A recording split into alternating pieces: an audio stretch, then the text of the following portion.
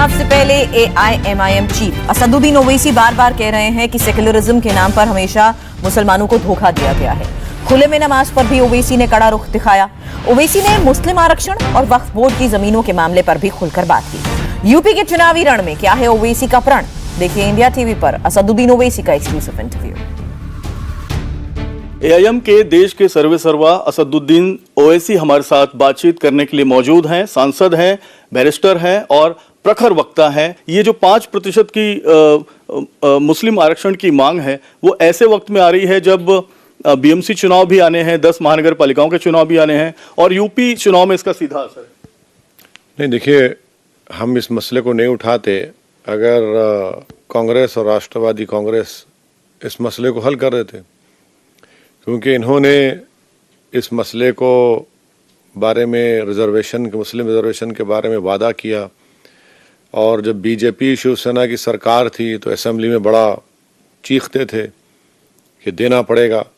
अब जब इनकी सरकार बन चुकी है और बन के भी इतना लंबा अरसा हो चुका है तो हम ये उम्मीद कर रहे थे कि चलो ये फॉलो अप करेंगे, मरी तो धोखा दे दिए। तो इसीलिए हमने इस मसले को उठाया है। उत्तर प्रदेश चुनाव में आप बहुत एक्टिव हैं इस बार। जैसे बिहार में आपने कारनामा किया, वहां पर एक करिश्मा हुआ बिहार में, लेकिन वो करिश्मा पश्चिम बंगाल में कहीं ना कहीं असरकार नहीं रहा। लेकिन उत्तर प्रदेश में समाजवादी पार्टी, मैं कोई जादूगर नहीं हूं, मैं कोई मैजिक शो नहीं कर रहा हूं। मैं अपनी पार्टी के जिम्मेदारों के साथ भारत के संविधान में जो हमको इजाजत दी गई है कि भारत के संविधान और भारत की जमहूरियत को मजबूत करते हुए मैं मुसलमानों की एक पॉलिटिकल लीडरशिप को बनाना चाहता हूं। हमारी पार्टी के लोग यही काम हम कर रहे हैं।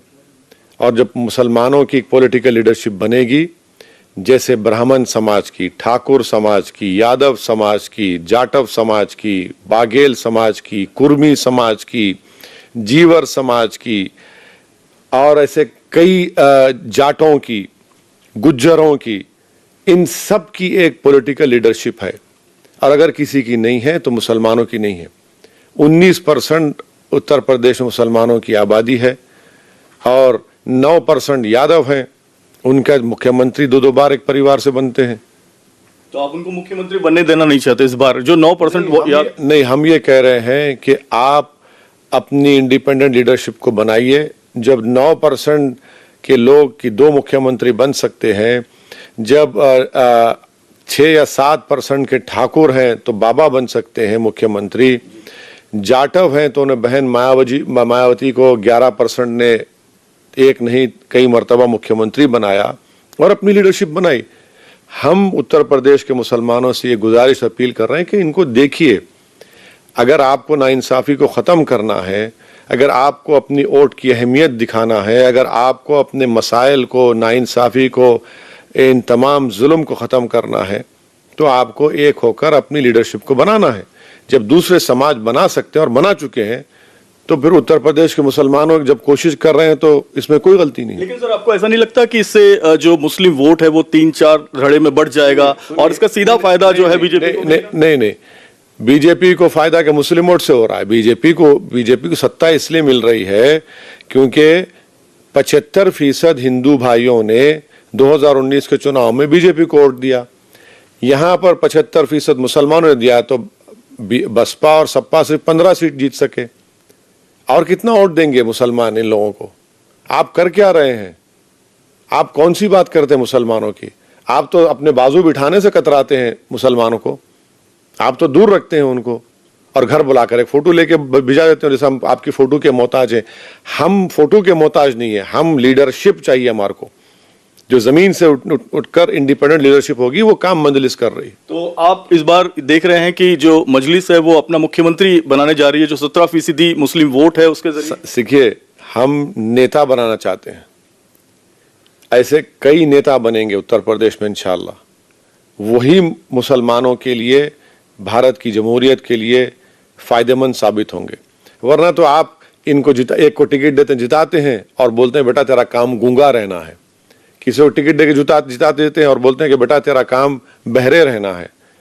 तो नाइंसाफ़ी के खिलाफ नहीं बोलेगा, तो जुल्म को देखेगा तो आंखें बंद कर लेगा, तकलीफ सुनेगा तो आंख में अपने उंगली डाल देगा। हम वो नहीं चाहते। हम कह रहे हैं कि ये मसाइल हल करिए। कौन सा हम सत्ता में है तेलंगाना में? साथ ही तो हमारे एमएलएज हैं। वहां पर 60,000 मुस्लिम बच्चे और बच्चियां गवर्नमेंट के रेजिडेंशियल स्कूल में गवर्नमेंट के खर्चे पर पढ़ रही हैं। बताइए आपने क्या किया उत्तर प्रदेश में इन दोनों पार्टियों ने? कौन सा काम किया आपने? मदरसा मॉडर्नाइजेशन के 50,000 टीचरों की तनख्वाह का मसला हमने उठाया, जिसमें हजारों की तादाद उत्तर प्रदेश के पार्लियामेंट में हमने उठाया। आपने कौन सा मसला उठाया? कौन सी सीबीआई की इंक्वायरी हो रही है इन लोगों पर? किस पे हो रही है? आजम खां पे हो रही है। क्या किया आजम खान ने? भैंस चोरी का इल्जाम। अपने मंत्रालय में थे तो उन्होंने अपॉइंटमेंट किया तो जेल में है, और जो सत्ता में थे, जो बड़े बड़े हाईवे बनाए, रिवर फ्रंट बनाए, क्या क्या नहीं किया, उनके ऊपर कुछ नहीं। लेकिन वो आजम खान का सपोर्ट तो कर ही रहे हैं, लगातार उनके खिलाफ जो कार्रवाई हो रही है उस पर समाजवादी पार्टी का बयान आता ही है। क्या बयान आता है? आजम खान पे क्यों हो रहा है? आजम खान पे क्यों हो रहा है बताइए ना। आजम खान पे क्यों हो रहा है सिर्फ? बताइए दूसरे लोग क्या किए फिर?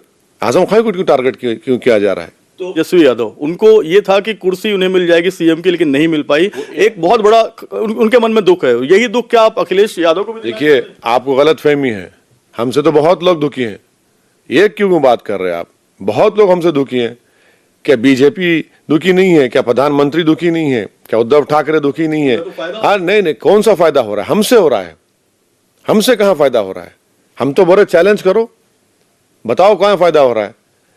हमने बिहार में चुनाव से पहले इनसे जाकर कहा कि भाई समझौता कर लीजिए, अलायंस करिए। आपने नहीं कहा। हम 19 सीट लड़े, 5 जीते।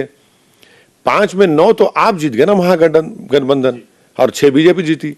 तो आपको तकलीफ हो रही है? तकलीफ होंगी फिर आपको। आप नहीं चाहते कि मुसलमानों का कोई नेता बने।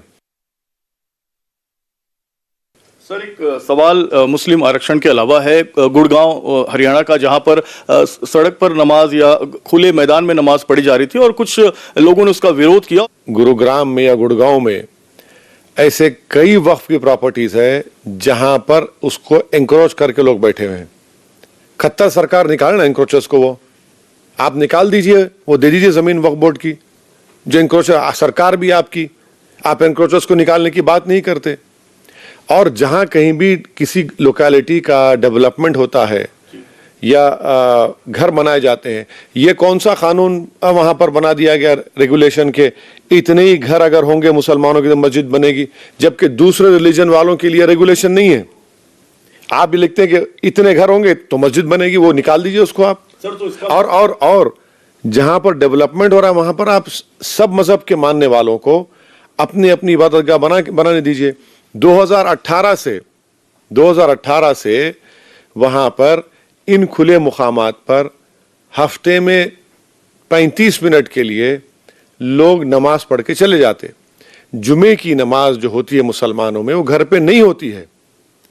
5 वक्त की नमाज ये हम घर में भी पढ़ सकते, उसमें ज्यादा सवाब मिलता मस्जिद में पढ़ने से। तो जुमे की नमाज तो एक इज्तिमाई नमाज पढ़े, ईद की नमाज है, जुमे की नमाज है, वो तो मस्जिद में जाके पढ़ना है। इसीलिए कह रहे हैं हम। और उससे कौन सी कानून व्यवस्था की स्थिति भी होती है। 37 जो ओपन जो मैदान है, आपने 2018 से परमिशन दिया नहीं दिया? अब क्यों तकलीफ हो रही है आपको? अब क्यों तकलीफ हो रही है आपको? 2018 से आप रिटर्न परमिशन दे रहे हैं। ये कौन लोग हैं जो अब अचानक खड़े हो जाते हैं? कौन खड़ा कर रहा है इनको? किए गए ये लोग? बिल्कुल खड़े किए गए। 2018 से क्यों नहीं कर रहे आप? अभी आप खड़े हो जाते हैं। किसने खड़ा किया? अरे किस पर आरोप? अरे पूरा संघ परिवार का apparatus है उसमें भाई। 35 मिनट के लिए क्या हो जा रहा है? कोई कब्जा कर रहा है क्या? गुरुग्राम में शुरू हुआ, कल ये पूरे देश में शुरू हो जाएगा। तो इसमें तो फिर हिंदू दल भी जो है सड़क पे, दूसरे धर्म के दल भी सड़क पर। देखिए, एक लंबी बहस है।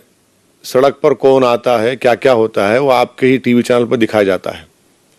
आप खुद देख लीजिए उसको, फिर देखकर हमसे सवाल करिए कौन नहीं आता है, कौन नहीं करता है।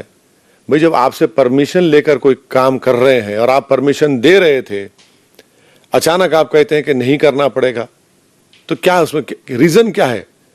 ऐसा क्या हो गया कि 18 में, 19 में, 20 में और 21 के शुरुआत में भी आपने कुछ नहीं कहा? अब क्यों आपको तकलीफ हो रही है? तो ये तो देश देख रहा है। बिल्कुल। बहुत बेबाक तरीके से ओवैसी जी ने अपनी बात रखी और ये भी साफ कह दिया कि ये लड़ाई मुसलमानों के वोट को बांटने की नहीं है, ये लड़ाई मुसलमानों का रहनुमा बनने की नहीं है, ये लड़ाई मुसलमानों का एक नेता तैयार करने की है जो पूरे देश में, हर राज्य में, हर नगर परिषद, नगर पालिका, महानगर पालिका में वो करेंगे। कैमरामैन विमल और देबू के साथ Jayprakash Singh, India TV, Mumbai. India TV हर वक्त हर जगह डाउनलोड करने के लिए सर्च करें India TV news Google Play Store या ऐप स्टोर पर।